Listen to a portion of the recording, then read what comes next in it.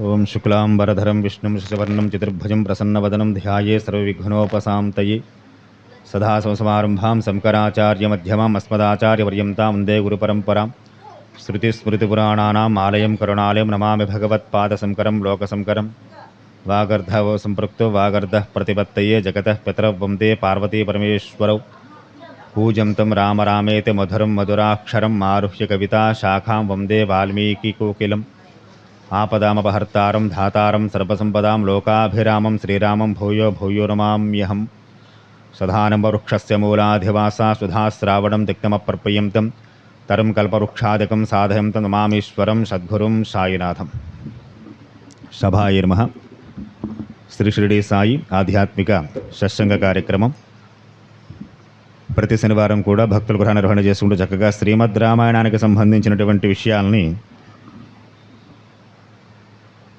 శ్రీ వాల్మీకి మహర్షి చెప్పిన విధంగా చక్కగా గ్రంథాన్ని మనం గత సంవత్సరాల కాలంగా పారాయణ చేసుకుంటూ చక్కగా కిష్కింధాకాండలో ఉన్నాం. గత వారం హనుమంతుడు సుగ్రీవుడి దగ్గరికి వెళ్ళి 4 మాసాల కాలం గడిచింది. రామచంద్రమూర్తి వారు ఇచ్చినటువంటి గడువు. సుగ్రీవుడు రామచంద్ర ప్రభువు అగ్నిసాక్షిగా ప్రమాణం చేసుకున్న తర్వాత వాల సంహారం పూర్తయిన తర్వాత ఇది వర్షాకాలం కనుక జీవులకు ఉండేటువంటి కొన్ని అవస్థలను అనుసరించి వారిని వదిలేయాలని చెప్పి రామచంద్రమూర్తి వారు వానరులందరినీ విడిచిపెట్టారు. సుగ్రీవుడు కూడా చెప్పాడు, వర్షాకాలం పూర్తయిన వెంటనే రామచంద్ర ప్రభు నీ కార్యం చేస్తాను, సీతాన్వేషణ కార్యక్రమానికి పూనుకుంటానని చెప్పని. సరే, వర్ష ఋతువు పూర్తయింది, శరత్కాలం ప్రవేశం జరిగింది. అయినా ఇంకా వానరులు కదా, వారి భోగాల్లో వారు ములుగు తేలుతూ ఉంటే రామచంద్రమూర్తి వారి మీదే మనస్సు ఉన్నటువంటి వేదవిధుడు నవవ్యాకరణ పండితుడు మహానుభావుడు హనుమ తన ప్రభువు సుగ్రీవుడు రామచంద్రమూర్తి వారికి ఇచ్చిన మాటని నిర్లక్ష్యం చేసి కామభోగాల్లో మునిగి తేలుతున్నాడని చెప్పి కాస్త హెచ్చరించే ప్రయత్నం చేసి కొన్ని విషయాలు చెప్పారు. వాటన్నీ విన్న తర్వాత నలుణ్ణి పిలిచి ఈ భూమండలం మీద ఎక్కడెక్కడ ఏ ఏ ప్రాంతాల్లో వానర భల్లూకాలు ఎవరైతే సుగ్రీవుడి పాలనలో ఉన్నారో వారందరినీ త్వరితగతిన కిష్కింధకి రమ్మని చెప్పి ఆజ్ఞలు వేయడం వరకు చెప్పుకున్నాం. అటు తర్వాత ఘట్టాలని చక్కగా వాల్మీకి ప్రారంభం చేస్తూ గుహాం ప్రవిష్టే సుగ్రీవే ముక్తే గగనే ఘనై వర్షరాత్రోషితో రామ కామశోకాభిపీడిత పాండరం గగనం దృష్ట్వా విమలం చంద్రమండలం సారథీం రజనీం చేవా దృష్ట్వా జ్యోత్స్యానులేపనాం. నీలుడి యొక్క ఆజ్ఞను అనుసరించి సుగ్రీవుడు చెప్పిన విధంగా అందరి వానరాలకి వర్తమానాలు వెళ్ళడం జరిగింది. వర్షరాత్రులన్నీ వెళ్ళిపోయే ప్రస్రవణగిరి మీద ఉన్నారు రామలక్ష్మణులు. అక్కడ వానాకాలం గడుపుతున్నారు. ఆకాశంలో నల్లటి మేఘాలన్నీ పోయాయి. ఎప్పుడు వస్తాయంట మనకి దేవీ నవరాత్రులు చక్కగా పౌర్ణమి దగ్గర నుంచి కార్తీక మాసం ఇవన్నీ కూడా మనకి గగన మార్గంలో ఎక్కడ నల్లటి మేఘాలు కనపడవు. శరదృతువు కాబట్టి చక్కటి తెల్లటి మేఘాలు కనిపిస్తూ ఉంటాయి. అంటే ఏమిటి, అప్పటిదాకా వర్షాలు కురిసి భూమి అంతా సస్యశ్యామలమై తేరుకుని ఇక వర్షాలకు వెనకబడతాయన్నమాట. గత వారం చెప్పుకున్నాం, వర్షాకాలంలో మనుషులు ఏం చేస్తారో పశువులు ఏం చేస్తాయి, ఎందుకు వర్షాకాలాన్ని అంతలా నియమం పెట్టారు, ఎవరు ఎక్కడే తిరగకుండా చాలా విషయాలు చెప్పుకున్నాం మనం. అటువంటి వర్షాలు వెనుకబడి ఆకాశం నిర్మలంగా ఉండడం గమనించే రామచంద్రమూర్తి వారు. అంతకుముందే హనుమ కూడా గమనించి ఉన్నారు ఆ విషయాలన్నీ కూడా. రాత్రివేళ చంద్రమండలాన్ని చూస్తున్నారు రామచంద్రమూర్తి వారు. కామవృత్తంచ సుగ్రీవం నష్టాంచ జనకాత్మజాం బుద్ధ్వాకాలం అతీతంచ మమోహం పరమాతుర. వెన్నెల చాలా స్వచ్ఛంగా ఉంటుంది. చంద్రుడు కూడా మబ్బులు పెట్టినప్పుడు చాలా తెల్లటి జల్లి కనిపిస్తూ ఉంటాడు. స్వచ్ఛమైన వెన్నెల. ఆయన చుట్టూ ఉండే మేఘాలు ఇంకా తెల్లగా ఉంటాయి, టైడ్ వేసి ఉతుకున్నట్టుగా ఉంటాయి అన్నమాట. బాగా చెప్పాల్సి వస్తే ఇప్పుడు మనకు చంద్రుడు తెలియదు, మేఘాలు తెలియదు. మన హాయిగా మన ఇంట్లో మన కంప్యూటర్లు, మన ల్యాప్టాప్, మన టీవీలు, మన బాతాకాయలు మనకు సరిపోతుంది. ప్రకృతి ఎలా ఉందో ఆస్వాదించే గుణాలు మనకు లేవు కనుక మనకు తెలిసి చావేమీను. కనుక అటువంటి మేఘాలను చూసే రామచంద్రమూర్తి వారు చక్కటి పండు వెన్నెల విరబూసి కాస్తుంది వెన్నెల.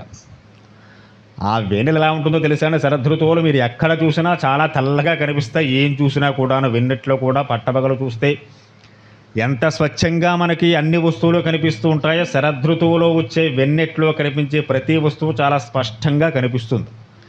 ఇంత కరెంటు ఎక్కువ లేని రోజుల్లో ఆ వెన్నెల రాత్రుల్లో ప్రయాణం చేసి మన పెద్దలు చాలామంది ఉన్నారు. చాలా చక్కగా ఏ లైటు లేకుండా వెన్నెట్లో నడుచుకుంటూ వెళ్ళిపోయేవారు. చక్కటి ప్రయాణాలు చేసేటువంటి వారు. అటువంటి వెన్నెల పండు వెన్నెలను చూస్తున్నారట రామచంద్రమూర్తి వారు శరదృతువులో వచ్చేటువంటి వెన్నెలని. ఆ ప్రభువు సీతాదేవి గురించి యోచన చేస్తూ లక్ష్మణుడితో అంటున్నారట, సుగ్రీవుడు భోగలాలసుడై ఉన్నాడు. ఇంతవరకు సీత జాడ తెలియలేదు. రావణుడిపై దండెత్తేటువంటి మార్గాలు కూడా ఇంకా సుగ్రీవుడు ఏమీ పట్టించుకున్నట్టుగా కనపడడం లేదు. గత వారమే చెప్పుకున్నాం, ఎవరికైనా ఏ పైన చేసి పెడతాం మీకు ఫలానా రోజులంటే ఆ రోజు వచ్చే సమయానికి చేస్తామన్న మనమే వెళ్ళాలి వాళ్ళ దగ్గరికి. మళ్ళీ వాళ్ళు వచ్చి చెప్పేదాకా కూర్చోకూడదు. ఇది కృతజ్ఞుడి లక్షణం. మళ్ళీ వాళ్ళు చెప్పిన తర్వాత చేద్దామనండి, కనుక దానికి శిక్ష కూడా ఉంటుంది. రామచంద్రమూర్తి వారు ఆ విషయాన్ని గుర్తు చేస్తున్నారు. సుగ్రీవుడు చేస్తానని చెప్పాడు. రామచంద్రమూర్తి వారు వర్షాకాలం కాబట్టి విడిచిపెట్టారు. కనుక తమ మీద అంత దాతృత్వం కలిగినటువంటి ప్రభువుకి చేస్తానన్న పనిని సమయం మించిపోకుండా చేయవలసిన బాధ్యత కూడా సుగ్రీవుడి మీద ఉంటుంది. కాబట్టి సుగ్రీవుడు ఇంకా తన భోగాల నుంచి బయటపడలేదు. శరదృతు ప్రవేశం జరిగింది. రోజులు గడుస్తున్నాయి. రావణుడి చెరలో ఉన్నటువంటి సీతమ్మ వారు ఎలా ఉందో తెలుసుకోవడానికి చేయవలసిన ప్రయత్నాలు ఇంకా మొదలు కాలేదు. అంటే కార్యాచరణ దార్చలేదు.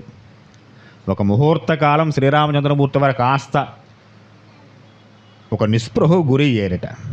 నతు సంధ్యాముఖామయ్య ముహూర్తాన్ మితిమాన్ పునః మనస్తాపేపి వైదేహీం చింతయా మాసనాఘవ. మనస్సులో అమ్మవారు ఒకసారి స్ఫురణకు రాగానే మళ్ళీ భావోద్వేగానికి లోనయ్యారు. ఆయన బయటకు వచ్చారు. ప్రస్రవణగిరి ఆ పర్వత శిఖరం మీద కూర్చున్నారట.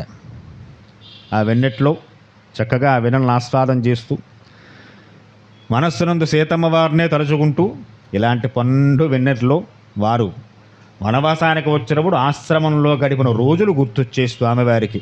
పూర్వకాలం వెన్నెట్లో చక్కగా బయట మంచాలు వేసుకుని లేకపోతే అరుగుల మీద కూర్చుని కబుర్లు చెప్పుకుంటూ ఉండేవారు. ఆ వెన్నెలను చూస్తూను. అది అనుభవించిన వాడికి తెలుస్తుంది తప్ప అనుభవం లేని వాడికి ఏదో చెప్తారు గారుగుట్టి ఎంతకన్నా గొప్ప వెలుగా వెన్నెల వెలుగనుకుంటాడు అలాంటి పిచ్చేవాడు.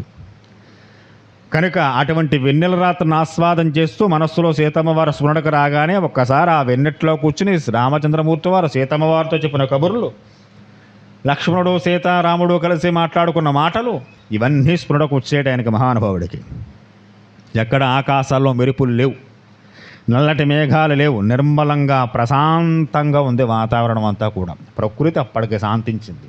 వర్షాకాలంలో చాలా భీభత్సమైన వానలు కురిసి నదులు ఉప్పొంగి ఎప్పుడు చూసినా మేఘం లేదో అలజడే ఉరుములు, పెద్ద పెద్ద మెరుపులు, ఎంతో హడావడి చేసిన మేఘాలన్నీ వర్షాకాలం పూర్తి కాగానే ప్రశాంతంగా మాకు ఏమీ తెలియదు బాబోయ్ అన్నంత ప్రశాంతంగా ఉన్న వాతావరణాన్ని చూస్తున్నారు.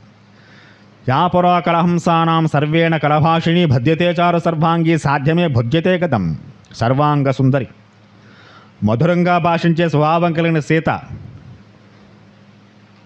ఆ తల్లి ఇలాంటి అద్భుతమైనటువంటి వాతావరణానికి ఎంతో సంతోషిస్తుంది. ఆవిడకి బాగా ఆనందం ఇంత ప్రకృతి ఇంత రమణీయంగా ఉంటే. కలహంసలు ఎంత చక్కగా అరుస్తుంటాయో అంత మధురమైన భాషణతో మనస్సుకు హాయి కలిగించేది ఆ తల్లి, నా ప్రాణేశ్వరి. ఇప్పుడు అక్కడ కూడా శరదృతువు ఉంటుందిగా. ఈ మిన్నెట్లో కనుక నిజంగా సీతమ్మ వారు బ్రతుకుందో లేదో ఇంకా తెలియదు, ఎక్కడుందో తెలియదు. కనుక ఈ శరదృతువులో ఈ వెన్నెల ఇంత హాయిని నాకు ఇస్తున్నది. ఈ హాయిలో సీత గుర్తొస్తే నా మనసు అంత ఖేదం పడుతున్నది. కనుక సీత దగ్గర కూడా ఆమెకు కూడా ఇలా గుర్తొస్తూ ఉంటానేమో. అలా గుర్తొస్తూ ఉంటే అక్కడ సీత అంత వ్యధపడుతూ ఉందో, ఇది ఈయన మనస్సులో కలుగుతున్నటువంటి బాధ. నిస్వనం చక్రవాకం నిశమ్యం సహచారిణిం పుండరేక విశాలాక్షి కథమేష భవిష్యతి. చక్రవాక పక్షులు చక్కటి ధ్వనులు చేస్తూ ఉన్నాయి. సరస్సులు, నదీ తీరాలు, దిగుడు బావులు, అరణ్యాలు, ఉద్యానవనాలు, ఇలాంటి రమ్యమైన ప్రదేశాలన్నీ కూడా ఆ రోజుల్లో సీతమ్మ వారు కూడా సంచరిస్తూ ఈ చక్కని శరదృతును ఆస్వాదిస్తూ ఉండేటువంటి వారు. ఇప్పుడు అవన్నీ చుట్టూ ఉన్నాయి. ప్రసరణగిరి మీద చక్కటి నదులు ఉన్నాయి, దిగుడు బావులు ఉన్నాయి, వనాలు ఉన్నాయి. ఇవన్నీ ఉన్నప్పటికీ సీత లేనటువంటి బాధ చేత ఇవేవి రామచంద్రమూర్తి వారికి ఆనందాన్ని ఇవ్వడం లేదుట. ఇదివరకు అవన్నీ చూసి చాలా ఆనందించేవారు సీత పక్కన ఉండగా. కానీ ఇవన్నీ చుట్టూ ఉన్నప్పుడు శ్రీరామచంద్రమూర్తి వారికి ఆనందం కొరవైంది. పక్కన భార్య లేదు. ఆ కారణం చేత ఇవేవి ఆనందాన్ని ఇవ్వడం లేదు. ఒకవేళ సీత ఉండేటువంటి ప్రదేశంలో కూడా ఇలాంటి దృశ్యాలు కనపడుతూ ఉంటే, ఆమె అవన్నీ చూస్తూ ఉంటే ఇప్పుడు ఆమె ఎంత బాధపడుతూ ఉంటుందో అక్కడ. ఇది ఆయన మనసులో ఉండే బాధ. మనకు కూడా అంతేగా. ఎప్పుడు ఇంట్లో తిరిగే పిల్లలు పెద్దవారు ఏదో దూరంగా వెళ్ళి కొన్నాళ్ళు రారంటే వాళ్ళు కూర్చున్న కుర్చీ, వాళ్ళు వేసుకునే బట్టలు చూసి ఈ బట్టలంటే అంత ఇష్టమో ఆ అబ్బాయికి, సెలవు వస్తే చాలు ఈ బట్టలు వేసి తిరుగుతూ ఉండేవాడు వెధవా అని చెప్పి అనుకుంటూ ఉంటాంగా. కనుక అవన్నీ గుర్తొస్తున్నాయి ఆ స్వామికి. తతచ్చం సూర్యరమ్యేషు ఫలార్థి గిరిసానుషు దదర్శ సాపృత్తో లక్ష్మీవాన్ లక్ష్మణోగ్రజం. తెలతెలవారుంది లక్ష్మణస్వామి రామచంద్రమూర్తి వారికి కావాల్సిన ఏదో పళ్ళు పలహారాలు పొద్దున కాస్త చదువు తినాలిగా. స్నాన సంధ్యాలు ముగించుకొని ఆయన బయటికి వెళ్ళారట వనాల్లోకి, ఏవో కాస్త పళ్ళు తీసుకురావడం కోసం, అన్నగారికి పట్టడం కోసం.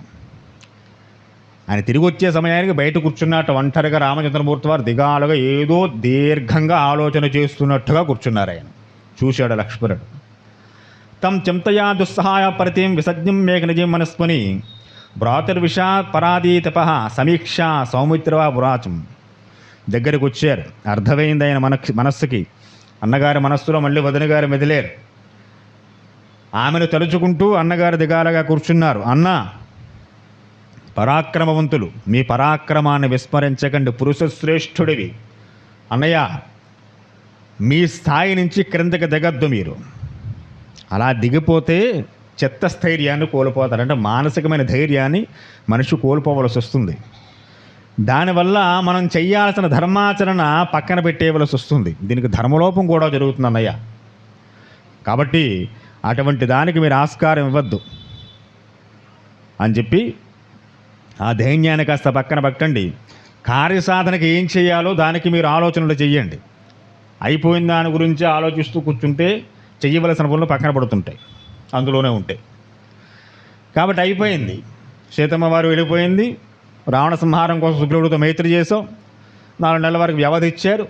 తర్వాత కార్యాచరణకి ఏం చెయ్యాలో అది మీరు ఆలోచన చేయాలి తప్ప ఇప్పుడు అయిపోయిన సీతమ్మ వారు తలుచుకుంటూ అయ్యో అలా ఉండేది ఇలా ఉండేది ఇలా మాట్లాడుకునేవారు తలుచుకుంటూ కూర్చుంటే తర్వాత జరిగే కార్యక్రమానికి ఆటంకం ఏర్పడే అవకాశం ఉంటుంది. కాబట్టి అన్నయ్య, మీరు కాస్త జరగబోయే కార్యక్రమాల మీద కాస్త దృష్టి వహించండి. ఓ నరోత్తమ, శత్రువులు ఎలాంటి వారైనా సరే నజానకి మానవ వంశనాథ త్వయా సనాథ శుభభాషపరేణ నచాగ్నిచూడాం జ్వలితామపేత్య నదుహ్యంతి వీరా నహారకచ్చితన్.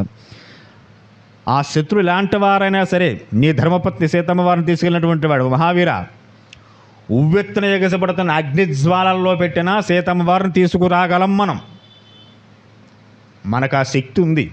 శక్తి లేక కూర్చోలేదు ఎలా మనం, తెలియక కూర్చున్నాం. ఎక్కడుందో తెలియక కూర్చున్నాం. శక్తిహీనులం కాదన్నయ్య, అది గుర్తుపెట్టుకోండి మీరు. వాడు ఎలా ఉన్నాడంటే ఆ శత్రువు రావణాసుడు అనుకుంటున్నాగా మనం, వాడు మహాగ్నిని కౌగులించుకోవాలని చూస్తున్నాడు. చెయ్యి కాలింది, నా చెయ్యి కాలుస్తావని చెప్పి నిప్పుని చేతితో పట్టుకుంటే కాలకన్నా ఉంటుంది, ఇంకా కాస్త కాలుతుంది కదా. కనుక మహాగ్నిజ్వాలన్న కౌగులించే ప్రయత్నం చేస్తున్నాడు ఆ శత్రువు. వాడు భస్మం కాక తప్పదు అని చెప్పి కొన్ని ధైర్యంతో కూడిన వచనాలు చెప్పారు లక్ష్మణుడు. సలక్ష్మణం లక్ష్మణం రాదుష్యం స్వభావజం వాక్యమువాచ రామ హితం చ పద్యం చ నిజప్రసక్తం సమాపధర్మార్థ సమాహితం చ. అజేయుడు ఆయన లక్ష్మణుడు చెప్పినటువంటి మాటలు విన్నారు. మనస్సు మళ్ళీ స్వాధీనంలోకి తెచ్చుకున్నారు స్వామి. నాయన లక్ష్మణ, నువ్వు చెప్పిన మాటలు నా చూసావా, ఇవి ఇప్పుడే కాదు మున్ముందు కూడా నేను గుర్తు చేసుకుని మరి నా మనస్సుని చెక్కబట్టుకోవడానికి తగిన మాటలు చెప్పావు. కనుక మళ్ళీ గుర్తు చేసుకుని మళ్ళీ చెప్పక్కర్లేదు నువ్వు. నేను మళ్ళీ గుర్తు చేసుకోవడం వీలుగా అంత గొప్ప వచనాలు మాట్లాడావు నాయన. మనసు శాంతించింది. ధర్మసహితమైన మాటలు మాట్లాడావు. ఇప్పుడు మనం సీతాన్వేషణ కార్యానికి సన్నద్ధనం కావాలి. ఆ కార్యం సాధించడానికి ఉత్సాహంతో మనం ముందుకు అడుగులు వేయాలి. నా కార్యాన్ని గుర్తు చేసుకో లక్ష్మణ అని చెప్పి సీతనే మనస్సులో ధ్యానిస్తున్నాడు రామచంద్రమూర్తి వారు. జరగబోయే కార్యం మీద దృష్టి పెట్టారట. రామచంద్రమూర్తి వారు అన్నారు లక్ష్మణుడితోటి, తర్పయత్వా సహస్రాక్ష సలీలేన వసుంధరాం నిర్వర్తయత్వా సస్యాని కృతకర్మ వ్యవస్థిత. దేవేంద్రుడు చక్కగా కాలానికి అనుగుణంగా ఏ కాలాల్లో ఏవి ఉండాలో అవన్నీ సమృద్ధిగా ఇస్తూ, ఎండాకాలంలో ఎండలు, వర్షాకాలంలో వర్షాలు, శీతాకాలంలో చలి, ఆయన అవన్నీ ప్రసాదిస్తున్నాడు. అటువంటి స్వామి చక్కగా సహస్రాక్షుడు. ఈ వర్షాకాలం అంతా కుంభవృష్టి వానలు కురిపించాడు. భూమంతా సస్యశ్యామలమైంది. ఆ పని చేసి ఆయన కృతకృత్యుడయ్యాడు. దేవేంద్రుడు తాను చేయాల్సిన కాలానుగుణంగా చేసేసాడు. ఆయన ధర్మం పూర్తయింది. వర్షాలు వెనకబడ్డాయి. ఓ రాజకుమారా, ఇంతవరకు మేఘాలన్నీ గంభీరంగా భయాన్ని కల్పిస్తూ చూడండి. ఒక్కోసారి చాలా దట్టమైన నల్లటి మేఘాలు పట్టుకుని ఉరుముతుంటే భయం, మనకు కూడా భయం వేస్తుంటుంది. అయ్యో ఏమొచ్చేస్తుందో, ఏ ప్రళయం తీసుకొస్తుందో అని చెప్పని. అటువంటి పెద్ద పెద్ద మేఘాలన్నీ పోయాయి. అలాంటి మేఘాలు నగరాల మీద, వృక్షాల మీద, పర్వతాల మీద ఎన్నో వర్షాలు కురిపించేసాయి. అవన్నీ తడిసి ముద్దయ్యాయి. భూమంతా పూర్తిగా చమాయింపుతో కూడుకుని ఉండి, శరదృతువు వచ్చేసరికి చక్కటి చలిగాలి వీస్తూ ఉంటే మట్టి బిగుసుకుంటుంది. మనకి శరదృతువులో ఎండాకాలంలో పూర్తిగా ఎండిపోయి పొడి ఆడుతూ ఉంటుంది. మీకు శరదృతువు వచ్చేసరికి దేవీ నవరాత్రులు కార్తీక మాసం, మనకి నవంబర్, డిసెంబర్, ఈ నెలలో ఏమవుతాయంటే మంచుకి చలికి బిగుసుకుంటుంది మట్టి. అప్పుడు కూడా మొక్కలు గమ్ముని పెరగవు మనకి, ఎందుకంటే క్రిందకి వెళ్ళే నీరు పూర్తిగా అందదు, పైన బట్టి బిగుసిపోవడంతో. కాబట్టి అలా ఈ శరదృతువులో, వర్ష ఋతువులో కురిసిన వర్షాల కారణం చేత ఎక్కడైతే పర్వతాలు కరిగి ముద్దలై కిందకు జారుతున్నాయో అవన్నీ నెమ్మదిగా బిగుసుకుంటున్నాయి. ఇప్పుడు మట్టి గట్టిపడుతోంది. దిక్కులన్నీ చల్లబడ్డాయి. ఇప్పుడు నెమ్మదిగా పశుపక్షాదులు బయటికి రావడం ప్రారంభం చేసి శరదృతువులో ప్రకృతి యొక్క వర్ణన చూపిస్తున్నారు. వర్షాకాలం అంతా కూడా పశువులు పక్షులు కూడా బయటకు తిరగటండి. అవి కూడా శుభ్రంగా ఎక్కడో గూట్లో ఉండి హాయిగా కాలం గడిపేసి ఆ తర్వాత నెమ్మదిగా బయటకు శరదృతువులో బయట మళ్ళీ ప్రయాణం సాగిస్తూ ఉంటాయి. ఆ విధంగా నాయన ఏనుగుల ఘీంకారాలు వినిపిస్తున్నాయి. ఈ సమస్త భూమండలం మీద లక్ష్మణ ఇంతవరకు హోరెత్తిన మేఘగర్జనలు దూరమయ్యాయి. ఏనుగుల ఘీంకారాలు అనిపిస్తున్నాయి, నెమళ్ళ క్రేంకారాలు అనిపిస్తున్నాయి, సలయేళ్ల గడగళ్ళ చప్పుళ్ళు శబ్దమడిగాయి. అంతవరకు భారీ వర్షాలతో కొండల నుంచి నీరు పడుతుంటే హోరని హోరుతూ కిందకి నీరు జారుతూ ఉంటుంది. ఆ వర్షాలు, ఆ హోరు కూడా తగ్గింది. ఘనానాం వారణాంచ మయూరాంచ లక్ష్మణ బాధ ప్రవరణాంచ ప్రశాంత సమసానగా. నదులు చక్కగా ప్రశాంతంగా ప్రవహిస్తున్నాయి. అంతవరకు నదులు వర్షాకాలం ఉప్పొంగి ప్రవహిస్తూ ఉంటాయి, వరదలు వచ్చేస్తూ ఉంటాయి అంటారు. ఇప్పుడు మనకన్నా జరుగుతున్నవి అవే. ఈ కాలాల్లో నదీ స్నానాలు చేయకూడదు మనం. అందుకే మన శ్రావణ శుక్రవారం నోవు నోచుకుంటారు. శ్రావణ మాసం ఎక్కడ నదీ స్నానం చేసి వ్రతం చేయమని చెప్పి ఉండదు. రేపు భాద్రపద మాసం వినాయక చవితి వస్తుంది. వినాయక చవితి నదీ స్నానం చేసి వ్రతం చేయమని చెప్పి ఎక్కడా ఉండదు మీకు. మనం చేస్తున్నాం. అప్పుడు గణపతి నవరాత్రులు వేరు చెప్పి అర్ధరాత్రి వరకు ఊరేగింపులు చేసి అర్ధరాత్రి నదుల్లో దూకి స్నానాలు చేసి లేనిపోని రోగాలు కొని తెచ్చుకుంటున్నాం. అసలు గణపతి నవరాత్రులు ఇలా ఇంట్లో జరుగుకునేవి. ఏదో మన స్వాతంత్ర్యం కోసం బాలగంగాధర తిలక్ గారు ఆ ఉత్సవాన్ని ఘనంగా బయటికి తీసుకొచ్చారు. ఇక దాన్ని వికృతం చేసి పడేసాం. మనకి చిన్నది ఇస్తే చాలని మొత్తం తగలడానికి ముందు ఉంటాం మనం. కనుక ఇప్పుడు నదీ స్నానం చేయమని చెప్పి కూడా చెప్పాను నీకు. ఇప్పుడు మాలాధారణ చేయకూడదు. మాలాధారణ చేస్తే నదీ స్నానం చేయాలి. ఇప్పుడు నదిలో స్నానం చేస్తే అడ్డమైన రోగాలు వస్తాయి. ఎందుకని వర్షాలు బాగా పడి పర్వత శిఖరాల్లోంచి అనేక రకాల ప్రదేశాల్లోంచి నదులు ఉప్పొంగి ప్రవహించి కలుస్తూ ఉంటాయి. విషసర్పాలు కొట్టుకొస్తూ ఉంటాయి. అనేక రకాల వ్యర్థాలు వస్తూ ఉంటాయి. ఆ విషసర్పాల నుంచి వదిలిన విషాలు అందులో కలుస్తూ ఉంటాయి. కనుక రోగాలు ఎక్కువ అవుతాయి ఈ కాలంలో. కాబట్టి శ్రావణ మాసం వ్రతాలు చేసినా, భాద్రపద మాసం వ్రతాలు చేసినా నదీ స్నానం చేయమని చెప్పారు. కార్తీక మాసం వచ్చేస్తే నదీ స్నానం చేసే కార్తీక వ్రతం చేయాలి. నువ్వు లేకపోతే కుదరదు. ఇక మాఘమాసం కూడా నదీ స్నానం చేసి తీరవలసిందే. మన పెద్దలందుకే ఇలా కట్టుదిట్టమైన ఏర్పాటు చేసి మన ఆరోగ్యాన్ని కూడా దృష్టిలో పెట్టిన వ్రతాల నియమం చేశారు. తెలివి తక్కువ వారే పెట్టలేదండి. కనుక నాయన నదులన్నీ ప్రశాంతంగా ప్రవహిస్తున్నాయి. శరదృతువులో స్వచ్ఛమైన వెన్నెలు వస్తున్నాయి కాబట్టి ఆ వెన్నెల యొక్క కిరణాల్లో అమృత బిందువులు ఉంటాయి. అవన్నీ నదుల మీద ప్రవహిస్తే, ప్రసరిస్తే ఆ బావుల్లో, నదుల్లో, చెరువుల్లో నీరు తేరుతుంది. పైకి తేరి శరదృతువు వచ్చేసరికి భీకరంగా ప్రవహించే నదుల్లోని వ్యర్థాలన్నీ పోయి అందులో ఉన్న నీరే ప్రశాంతంగా తేరి ప్రవహిస్తూ ఉంటుంది. చంద్రుడి వెన్నెల పడుతుంది కాబట్టి అమృత బిందువులతో అవి పరిశుద్ధమవుతాయి. అప్పుడు స్నానం చేస్తే నీకు ఆరోగ్యం, ఇప్పుడు స్నానం చేస్తే రోగం. కాబట్టి లక్ష్మణుడితో అంటున్నారు, నదులన్నీ ఉప్పొంగే ప్రవహించడం ఆగిపోయింది, అవి ప్రశాంత గమనం చేస్తున్నాయి. లక్ష్మణ, ఇదిగో శరత్కాలం అంతా కూడా తన శోభలతోటి చాలా విశేషంగా తన తేజస్సుని నలుదిక్కులా వ్యాపింపజేసింది. చాలా విచిత్రమయంగా తన యొక్క కాలాన్ని ముందుకు తీసుకువెళుతుంది శరదృతువు. సప్తచందన కుసుమాంగది షట్పాశదృత వైరేగ సమాన మత్తద్విపానాం పవనోనుసారి దర్పం మనుష్యేభ్యతి కరోతి. ఈ శరత్కాలంలో 7 ఆకులతో ఉండే పొన్న చెట్లు చాలా విశేషంగా గుబాళింపులు మంచి సువాసనలు వస్తూ ఉంటాయి. 9 గుంపులు ఎక్కువగా ఆ పుష్పాలమే వెదజల్లుతూ ఉంటాయి, తిరుగుతూ ఉంటాయి వాటి చుట్టూ కూడా. అవన్నీ వనాల్లో కనిపిస్తున్నాయి. హంసలు చక్రవాకాలు జంటలుగా ప్రయాణం చేస్తున్నాయి. ఇవి మనస్సుకు ఆనందాన్ని ఇస్తున్నాయి.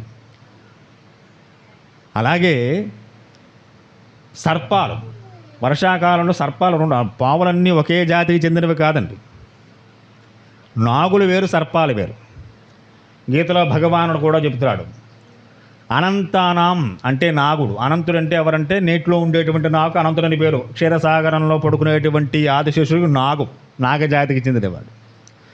పరమేశ్వరుడు వెళ్ళలో కూడా ఉంటాడు, ఆయన సర్పం. అంటే నీటిలో ఎక్కువ ఉండేటువంటి సర్పాలు వేరు, భూమి మీద తిరిగే సర్పాలు వేరు. 2 రకాల జాతులు ఉంటాయి. ఇవి నీళ్ళల్లో ఎక్కువ ఉండవు, భూమి ఎక్కువసేపు ఉండలేవు. తిరుగుతాయి కానీ ఎక్కువ ఉండలేవు. అవి వాటి జీవనాధారం ఎక్కువ తడి, చెమ్మ ఎక్కువగా ఉంటే అక్కడ తిరిగేవన్నీ నాగులు అన్నమాట. సర్పాలు భూమి మీదే చెట్ల మీద తిరుగుతుండేవన్నీ సర్పాలు. శివుడి మెడలో ఉండదు సర్పం. విష్ణుమూర్తి పడుకుని ఉండేది నాగం, నాగజాతికి చెందినది. కాబట్టి లక్ష్మణ, అటువంటి నాగులు అవన్నీ కూడా సర్పాలు వర్షాలు వెనకబడ్డంతో నెమ్మదిగా చక్కగా బయటకు వచ్చి ఆ నదీ ప్రాంతాల్లో సంచరిస్తున్నాయి. అంతవరకు ఎక్కడ కొట్టుకుపోతామో అక్కడెక్కడ కొట్టుకుపోయి చెట్లు కొమ్మలు తగులు పడిపోయి అక్కడక్కడ తిరుగుడు నాగులండి బయటకు వస్తున్నాయి, తిరుగుతున్నాయి ఆయనైనా. అలాగే ఇక చిన్న క్రిమికీటకాదులు ఇవన్నీ కూడా వర్ష ఋతువు అంతా కూడా తమ తమ కలుగుల్లో ప్రాణాలు చెక్కబట్టుకుని నిలబెట్టుకుని ఉండి తర్వాత నెమ్మదిగా బయటకు వచ్చి అవన్నీ చక్కగా బయట తిరుగుతున్నాయి.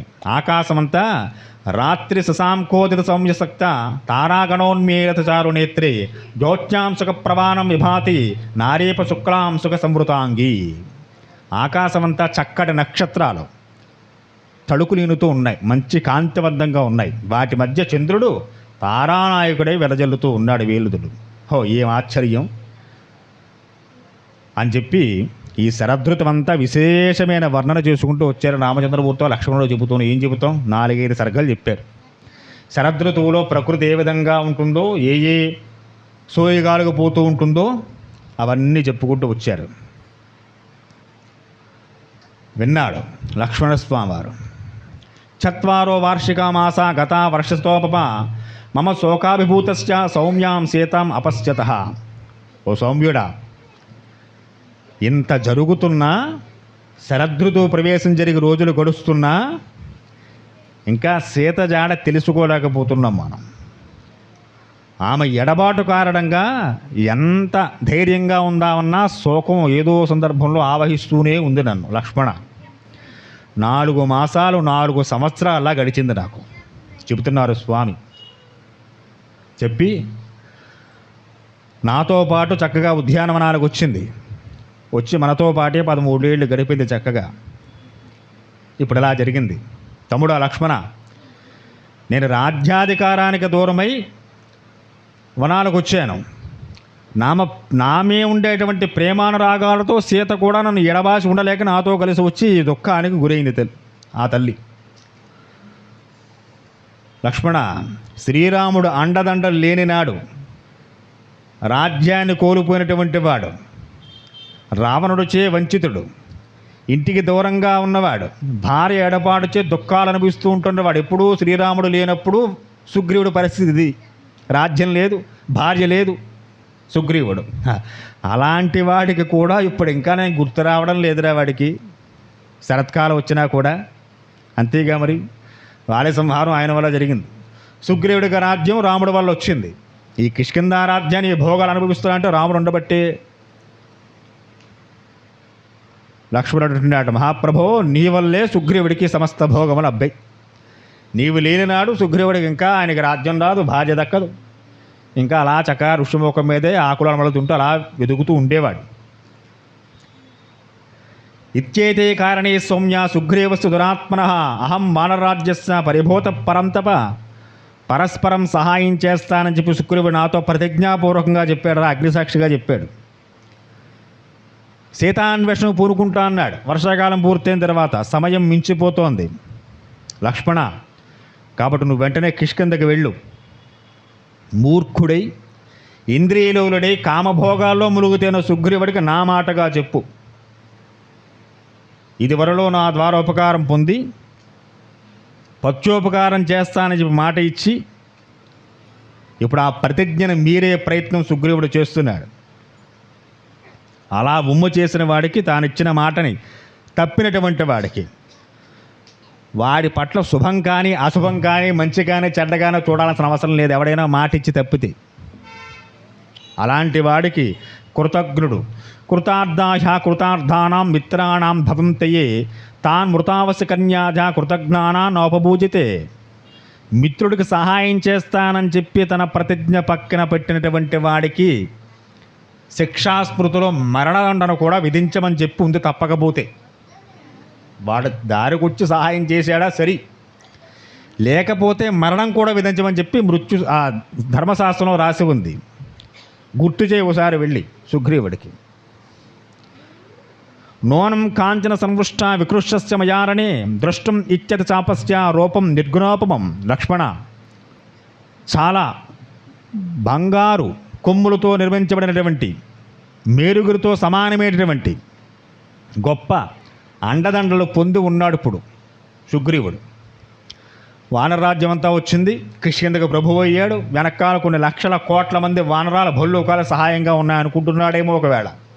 అలాగా చక్కని భోగాలు అనుభవిస్తూ ఉన్నాడు. వాటికన్నా కూడా చాలా పొదునైనటువంటివి నా బాణాలని చెప్పు. ఎంత రాజ్యం వెనకాలన్నా, ఎంతమంది సైన్యం ఉన్నా, రాముడు కనుక ధనుషంకారం చేసి నిలబడితే సమస్త భూమండలంలో ఉన్న ఏ వీరుడు ఆయన ముందు నిలబడలేరని చెప్పి ఒకసారి వెళ్ళి. కామమేవం గతేభ్యస్య పరిజ్ఞాతే పరిక్రమే తత్వాయిశ్చ మహావీర చింత నాథునాత్మజ. లక్ష్మణ,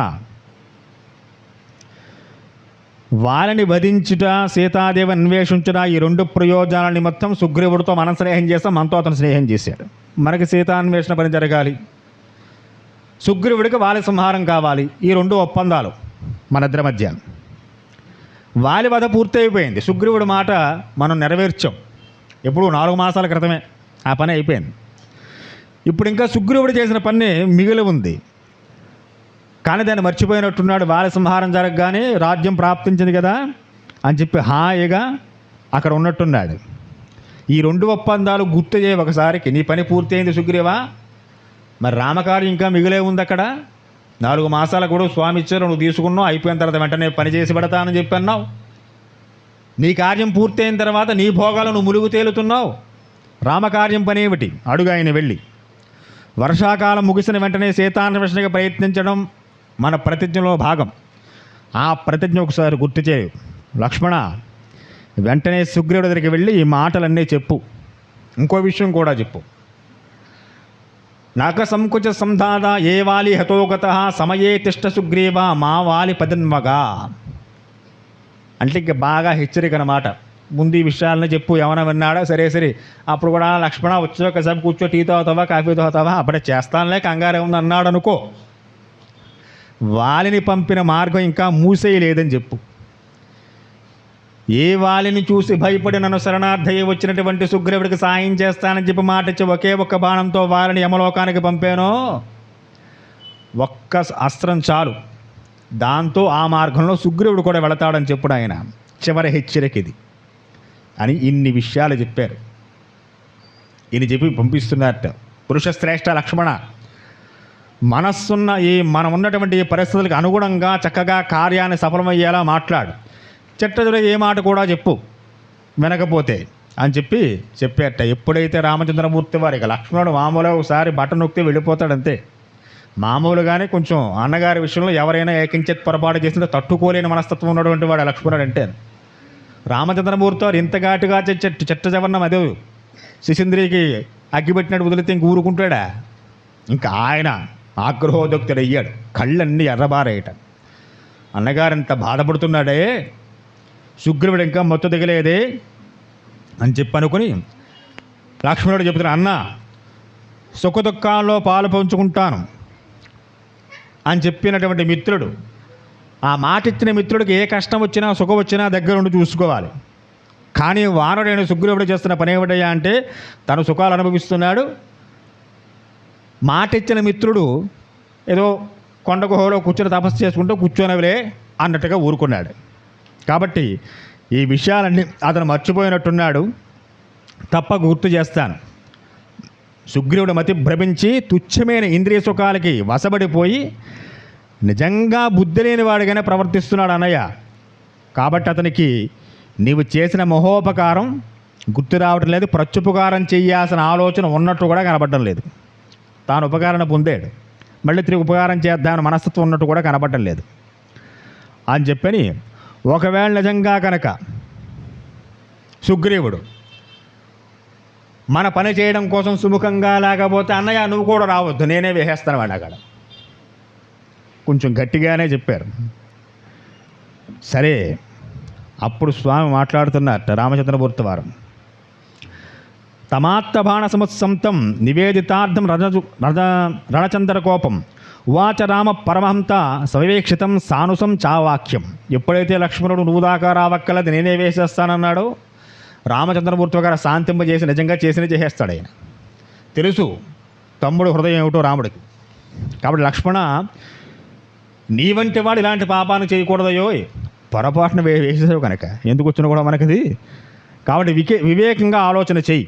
ఎందుకంటే స్నేహం నీకు సుగ్రీవుడికి కాదు, నాకు సుగ్రీవుడికి.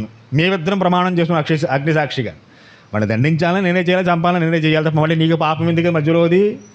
కాబట్టి అలాంటి పని మాత్రం చేయక లక్ష్మణ, వివేకంగా మాట్లాడు, బాగా ఆలోచించి చక్కగా మన కార్యం సానుకూలమయ్యే విధంగా ప్రవర్తన చేయి. సౌమిత్రి, నువ్వు సత్ప్రవర్తన కలిగినటువంటి వాడు. ఒకసారి గుర్తు చేస్తున్నారు లక్ష్మణుడు ఇవ్వటానికి చెబుతున్నారు.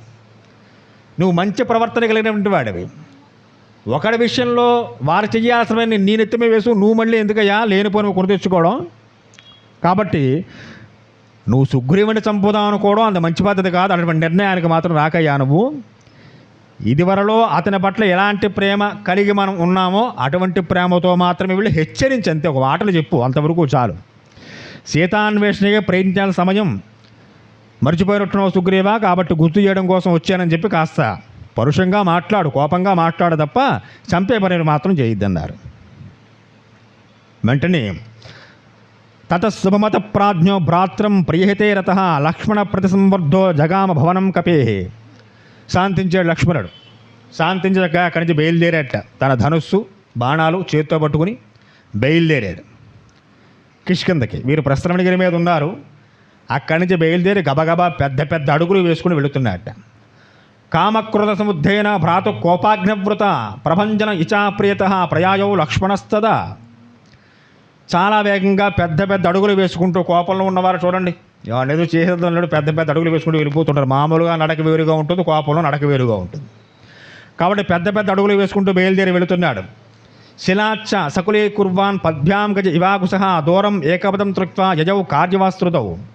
కిష్కిందకు వరకు ప్రవేశం జరిగేసరికి ఎప్పుడైతే కిష్కింద ముఖద్వారం దాకా లక్ష్మణుడు వచ్చాడో, ఆయన వస్తున్నటువంటి ఆ వేగాన్ని గమనించే వానరాలన్నీ కూడా పెద్ద పెద్ద కూరలు కలిగి చేతికి ఉన్న గోళ్ళే ఆయుధాలుగా ఉన్న వానరాలన్నీ వస్తున్నటువంటి లక్ష్మణస్వామిని చూస్తూనే హై బాబోయ్ మళ్ళీ వీడు చంపేదిలా ఉన్నాడు రామన్ని అనుకుని పర్వతాలు చెట్లెక్కు దూరంగా వెళ్ళిపోతున్నాయట.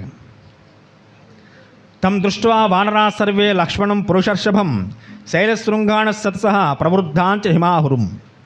వేల కొలది వానరాలు లక్ష్మణుడి యొక్క ఆగ్రహాన్ని చూసి తట్టుకోలేక చాలా కోపంతో వస్తున్నాడు ఈయన అని చెప్పి చాలా భయపడి అక్కడి నుంచి దూరంగా ఆ చెట్లు ఈ చెట్లు ఆ కొమ్మలు ఈ కొమ్మలు పట్టుకుని పర్వతాలు శిఖరాలు ఎక్కుంటూ దూరంగా వెళ్ళిపోతున్నాయి. ఆయన చూస్తూనే భయపడ్డా అవన్నీ కూడా. అంటే ఎంతలా ఉన్నాడో లక్ష్మణుడు చూడండి, అంతలా వచ్చాడు. తాన్ గృహేత ప్రహరాణ హరిశంతృశ్వాస లక్ష్మణ భవోవద్విగణం క్రుద్ధో బహివాంత నివాలన. చాలా వేగంగా వచ్చాడు. వానర యోధుల్లో ప్రముఖుడు కిష్కింద ద్వారానికి వెలుపలన నలుణ్ణి పిలిచారు. రామానుజుడు లక్ష్మణుడు వచ్చాడని చెప్పవయ్యా సుగ్రీవుడు ఒకసారి వెళ్ళి అన్నాడు. తత సుగ్రీవభవనం ప్రవిశ్య హరిపుంగవ క్రోధాం ఆగమనం చేయవ లక్ష్మణస్య నివేదితం. ఎప్పుడైతే నలుడికి చెప్పాడో బయలుదేరిన నలుడు ఆయన చూస్తూనే ఆయన కంగారు పడ్డాడు. ద్వారపాలకు దూరంగా వెళ్ళిపోయారట. అయ్య బాబు లక్ష్మణుడు మన్న ఏమైనా కొట్టేలా ఉన్నాడా, ధనుస్సు చేతిలో బాణాలు ఉన్నాయి, కోపంగా ఉన్నాడు ఈయన. వానరాలు చూడండి, అది కాస్త మొహం పళ్ళు గెలించి పళ్ళు బయటపడి దాన్ని భయం వేస్తుంది. దాన్ని చూడగానే మనకి ఇంతంత పళ్ళు ఉంటాయి అది విక్కిరిస్తే. వారందరికీ అవే గుణాలు ఉంటాయి, వానరులందరికీ కూడాను. ఆ పెద్ద పెద్ద పారల్లాంటి పళ్ళు, చేతికి పారల్లా ఉండేటువంటి గోళ్ళు, అవే వాటికి ఆయుధాలు. అలాంటి ముఖాలతో ఉన్న వానరాలన్నీ కూడా ఎప్పుడైతే లక్ష్మణుడు వచ్చి ద్వారం ముందు నిలిచి నలుడికి చెప్పాడో, ద్వారపాలకులో ఉన్నవారు కూడా ఈయన భయపడ్డ మనసు ఈయన్ని చూసి వైభవ పారిపోవడం ప్రారంభం చేసి దూరంగా వెయ్యారు. భల్లూకాలు కూడా వెళ్ళిపోయాయి, దూరంగా జరుగుతున్నాయి. ఏం జరగబోతోందో. 4 నెలల క్రితం వాలిని కొట్టినటువంటి ఘటనలన్నీ గుర్తొచ్చేవారందరికీ కూడా. ఒకప్పుడు ఇలాగే వచ్చారు, ఒకే ఒక్క బాణం వేసాడు రామచంద్రమూర్తి వారు. మన మహావీరుడు వాలి సామాన్యుడు కాదు, గొప్ప పరాక్రమంతో చాలాసార్లు చెప్పుకున్నాం మనం. అటువంటి మహానుభావుడు నేలకోలేడు. ఇప్పుడు ఏ ఉపద్రవం రాబోతోందో ఆయన తమ్ముడు ద్వారా. అప్పుడు అన్నగారు కొట్టేప్పుడు తమ్ముడు కొడతాడేమో, చెప్పలేం ఏం జరుగుతుందో. సోంగదం రోషతమాక్ష సంవేదిత మహాయసా సుగ్రీవ కజ్జుతాం సత్వత్స మమగామనుచ్యుత. లక్ష్మణుడి యొక్క కళ్ళల్లో ఎర్ర నీరు ప్రవహిస్తోందట, కళ్ళు ఎరిపెక్కి ఉన్నాయి. నలుడు వెళ్ళి చెప్పాడు. అంగదుడు వచ్చేట ముందుకి చాలా భయపడుతూనే నమస్కారం చేసే లక్ష్మణుడికి. ప్రళయాగ్నిలా ప్రజ్వరిల్లిపోతున్నాడు లక్ష్మణుడు. అంగదుడు కూడా చాలా భయపడుతూనే వచ్చాడు. వారి కుమారుడు దగ్గరగా వెళ్ళాడు, నమస్కారం చేసి నుంచున్నాడు. ఆయన చూస్తూనే భయపడుతూనే మాట్లాడాడు, వణికిపోతూ నుంచున్నట్టు. చూశాడు లక్ష్మణుడు. నాయన అంగద, సుగ్రీవుడికి చెప్పిన రాకను గురించి వెళ్ళి మీ చిన్నాన్నగారు ఇక్కడికి వచ్చి నుంచున్నానని చెప్పు, ఆయన కోసం వేచి ఉన్నానని చెప్పు, తక్షణం బయలుదేరి నా ముందుకు రమ్మను ఆజ్ఞలు వేశారు. సరే, అంగదుడు పాపం ఏం చేస్తాడో చాలా భయపడుతూనే వెళ్ళాడు. 7 ప్రాకారాలు ఉన్నాయటండి సుగ్రీవుడు అంతఃపురానికి వెళ్ళడానికి. 7 ప్రాకారాలు దాటి లోపలికి వెళ్ళాడు. అంగదుడు కూడా ప్లైక్షుడు ప్రభావుడు అని చెప్పి ఇంకో 2 వానరాలు ఉన్నాయి. ఈ ముగ్గురు కలిసి 7 ప్రాకారాలు దాటి లోపలికి వెళ్ళారు. సుగ్రీవుడు అంతఃపురంలోకి వెళ్ళారు. దేవతలకు ప్రభువైన ఇంద్రుడు ఏ విధంగా ఉంటాడో స్త్రీజనం మధ్య వానరుల మధ్య కూర్చున్నటువంటి సుగ్రీవుడు అలా ఉన్నట్ట ఆ మందిరంలో. రాజా, సోదరులైన రామలక్ష్మణుడు మహాత్ములు సత్యసంధులు మనకు ఆప్తమిత్రుడు అంగదుడు మాట్లాడుతున్నాడు. రాజ్యపాలనకు చాలా అర్హులైనటువంటి వారు మీకు రాజ్యాన్ని ప్రసాదించి ఇచ్చారు. ఆ అన్నదమ్ముల్లో ఒకడైన లక్ష్మణుడు వచ్చి నుంచున్నాడు ఈవేళ మన రాజ్యం ముందు. వానరులందరికీ లక్ష్మణుడు చూడడానికి చాలా భయం వేస్తోంది. అవన్నీ దూరంగా పారిపోతున్నాయి. రామకార్యం నిమిత్తమే ఆయన వచ్చి ఉంటారని మాకు అనిపిస్తోంది. కాబట్టి స్వామి సుగ్రీవ మహారాజా, ఒక్కసారి మీరు వెళ్ళి లక్ష్మణుడితో మాట్లాడండి. అంగదుడు విన్నపం చేసుకున్నాడు. అంగదస్య వచ శ్రుత్వా సుగ్రీవ సచివే సహ లక్ష్మణం కుపితం శ్రుత్వా ముమోవాచదాత్మవాన్. మంత్రుల సమక్షంలో ఉన్నటువంటి సుగ్రీవుడు లక్ష్మణుడి యొక్క లక్షణాలు చెబుతూ ఉంటే అంగదుడు విన్నాడు. లోపల భయంగానే ఉంది. తాను కూర్చున్న ఆసనం నుంచి దిగ్గున పైకి లేచేట. అంటున్నాడు సుగ్రీవుడు, అసురద్భిర్మానమిత్యే నిత్యం అంతరదర్శభి మమ దోషాన్ అసంభూతాన్ శ్రామితో రాఘవానుజ. నేను రామచంద్రమూర్తి వారికి కానీ ఆయన తమ్ముడు లక్ష్మణస్వామి గూర్చి కానీ ఎప్పుడూ పరసంగా మాట్లాడి ఉండలేదే. ఎవరితోనే ఎలాగా? రాముడు ఇలాంటివాడు, లక్ష్మణుడు ఇలాంటివాడు. ఏదో వారి సాయం కోసం నా సాయం దగ్గరగా వచ్చారు, నాకు సాయం చేశారు తప్ప ఊరికి నేను సాయం చేయలేదు. ఇలాంటి మాటలు ఎప్పుడు ఎవరితోనూ మాట్లాడి ఉండలేదే. అలాగే వారి పట్ల ఎప్పుడు నేను అపకారం చేసి కూడా ఉండలేదే. రాముడిని తిట్టానను, లక్ష్మణుడు ఏదో అన్నానను, ఎప్పుడు ఎవరి దగ్గరైనా అన్నానా? అలా ఎప్పుడు నేనేమి చేయలేదే. సర్వదా సుకరం మిత్రం దుష్కరం పరిపాలనం అనిత్యాచరిత చిత్తానం ప్రతిఫలిపేత. నాకు రాముని వల్ల కానీ లక్ష్మణుడి వల్ల కానీ ఎలాంటి భయం లేదనుకునే చాలా ధైర్యంగా ఉన్నాను నేను. వారిద్దరూ నన్ను ఏమి చేయరంటే ప్రాణం ప్రతిజ్ఞ చేసిన మిత్రుని ఎవరు మాత్రం ఏం చేస్తారు కనుక అటువంటి ధైర్యంతో ఉన్నాను నేను. అలాంటి నా మీద అంత కళ్ళర్ర చేసి అంత ఆగ్రహోదగ్ధుడై ఇంత కోపంగా వచ్చి ఇటువంటి మాట్లాడుతున్న లక్ష్మణుడి విషయంలో నాకు ఎందుకో భయంగా ఉంది. ఏం చేశానయ్యా ఆయనకి నేను చేసిన ద్రోహం ఏమిటి? సుగ్రీవేణ సముక్తస్తు హనుమాన్ హరిపుంగవ ఉవాచ స్వేచ్ఛ తర్కేణే మధ్యే వానరమంత్రిణాం. ఇలా చాలా అమాయకంగా మనం కూడా చూడండి చేసేవన్నీ చేస్తూ ఉంటాం.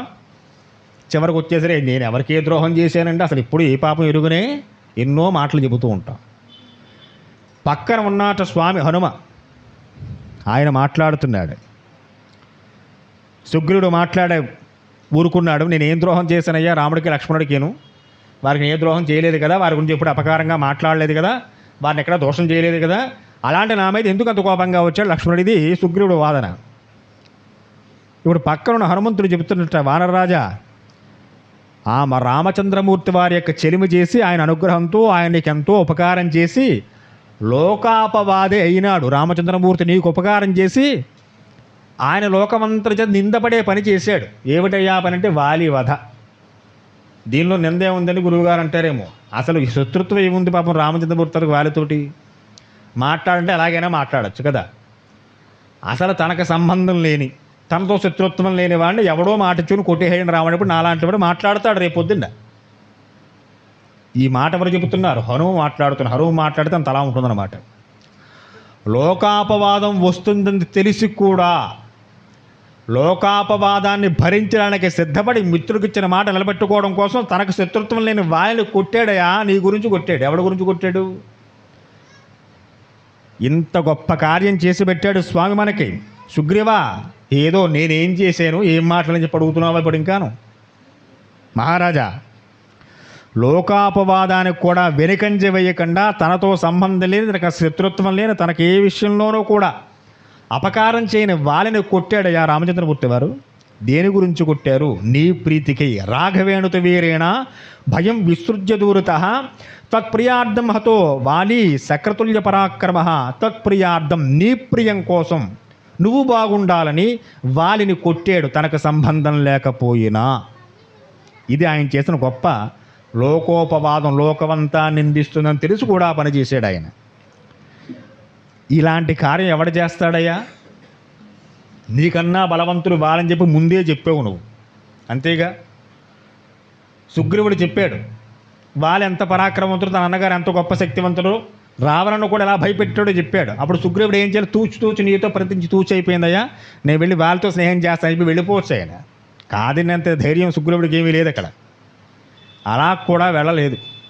మాట కట్టుబడి నీ వెంట నిలబడ్డాడు ఆయన. కాబట్టి అలాంటి రాముడు ఇప్పుడు కుపితుడు అయ్యాడు, కాస్త ఆగ్రహించాడు. ఇందువల్ల కాలయాపన జరుగుతోంది ఇక్కడ. నువ్వు ఏదో వానరాలకి ఆజ్ఞ ఇచ్చేశాను హాయిగా పడుకున్నానంటున్నావు. ఇది ఎప్పుడు మేలుకోవాలి నువ్వు? వర్ష ఋతువు ఇంకా పూర్తి కాకముందే శరదృతువు దగ్గర పడుతున్నప్పుడే ఈ మేలుకొలుపు అప్పుడు రావాలి నీకు. అప్పుడు రాలేదు నీకు. ప్రళయం ముంచుకు వచ్చేసిన తర్వాత అప్పుడు సామాన్లు సర్దుకుంటుంటే ఎలా కుదురుతుంది? వరదలు వచ్చేస్తున్నాయి, ప్రభుత్వం గోల పెడుతోంది. నెలల ముందు నుంచి వరదలు వచ్చే ప్రమాదం, సర్దుకోండి అంటే సర్దుకోవడం మానేసి ఇంట్లోకి నీరు వచ్చిందాక ఇంకా వరండాలకు వచ్చిందా లోపల అప్పుడు సర్దుకుంటా అని చెప్పి అప్పుడు సర్దుకుంటావా? ఇది అవివేకులు చేసే పని. సుగ్రీవ కాలయాపన జరిగిపోయింది, కాలం మించిపోతోంది. ఇప్పుడు రాముడు కోప్పడంలో తప్పేం లేదు ఆయన.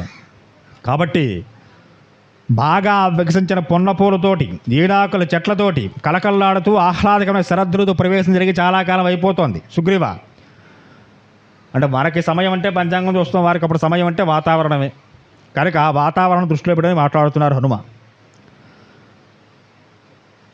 సమయాజ్ఞాలను నువ్వు శ్రేష్ఠుడు అయినావు, శుకులాల్లో హాయిగా ఓలాడుతూ కాలాన్ని విస్మరించావు. అంటే ఏ కాలంలో ఏ పని చేయాలో ఆ పని ఆ కాలంలో చేయడం లేదు. నువ్వు మంత్రుల మీద రాజ్యాన్ని విడిచిపెట్టావు, హాయిగా నువ్వు నీ సుఖాలు చూసుకుంటున్నావు. ఓ వానరరాజా, సీతాన్వేషణ ప్రయత్నానికి ఇంతవరకు పూనుకోలేదు ఎవడోను. ఏం చెప్పావు? ఎవరికి ఆజ్ఞలు వేసావు? వానరాలు తీసుకురమ్మని చెప్పి ఇప్పుడు పంపించావు, ఇందాక ముందు వారం చెప్పాడు స్వామి, అప్పుడు పంపించావు. అంతవరకు వానరాలను పంపే ఉద్దేశం కూడా నీకు లేదు. లేదంటే గుర్తు లేదంతే. ఏదో భోగంలో హాయిగా కాలం గడిచిపోతుంటే ఏం గుర్తుంటుంది చెప్పండి? కాలం ఎదురు తిరిగినప్పుడు అయ్యో ఆ పని చేయలేదే, అప్పుడు ఆ పని చేసుంటే బాగుండే అనిపిస్తుంది అప్పుడు మీద పడ్డాక. అంతవరకు రాకుండానే జాగ్రత్త పడేవాడు ఉత్తముడు, కాలం మీద పడిన తర్వాత అన్నీ తడుముకునేవాడు అజ్ఞాని అన్నమాట. కాబట్టి మహాత్ముడైన శ్రీరాముడి భార్య అపహరణకి గురైంది. ఆ విషయం ఎప్పుడో చెప్పాడు ఆయన. అందువలన ఆయన ఆర్తితో ఉన్నాడు. అలా ఉన్న వ్యక్తి 4 మాసాలు వేచి చూడడం అంటే మామూలు విషయం కాదు నాయన. ఎవ్వడు అలా వేచి చూడడం. నా పని అయిపోయింది, మీ పని అయిపోయింది, నా పని ఏంటి చెప్పండి అని చెప్పి అడుగుతాడు అలాంటాడు.